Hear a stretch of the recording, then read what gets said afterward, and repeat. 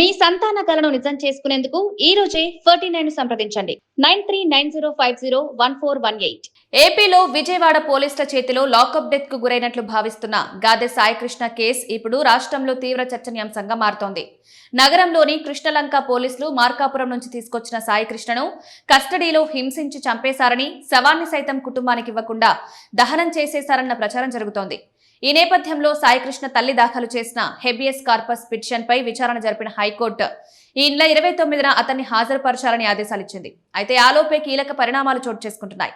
సాయికృష్ణను కస్టడీలో చంపేశారని అతని తల్లి చేస్తున్న ఆరోపణల ఆధారంగా ప్రభుత్వం ఇందుకు బాధ్యతగా భావిస్తున్న కృష్ణలంక సీఐ నాగరాజును తొలుత సస్పెండ్ చేసి ఆ తర్వాత అరెస్టు కూడా చేసి కోర్టులో హాజరుపరిచింది. అతని రిమాండ్ కూడా విధించారు. మరోవైపు సాయికృష్ణ అంశంపై రాష్ట్ర పోలీసుల దర్యాప్తు వల్ల న్యాయం జరగదని, సీబీఐకి ఈ కేసు అప్పగించాలని హైకోర్టులో మరో పిటిషన్ దాఖలైంది. దీనిపై ఇవాళ విచారణ జరిపిన హైకోర్టు కీలక నిర్ణయం తీసుకుంది. సాయికృష్ణ లాకప్ డెత్ కేసును సీబీఐకి అప్పగించాలని దాఖలైన పిల్పై విచారణ జరిపిన హైకోర్టు ప్రభుత్వం తరపున తీసుకున్న చర్యల్ని ప్రశ్నించింది. దీంతో ఏర్పాటు చేసి దర్యాప్తు చేస్తున్నట్లు ప్రభుత్వం తెలిపింది. ఈ కేసులో నిందితుడిగా ఉన్న నాగరాజును అరెస్టు కూడా చేసినట్లు వెల్లడించింది.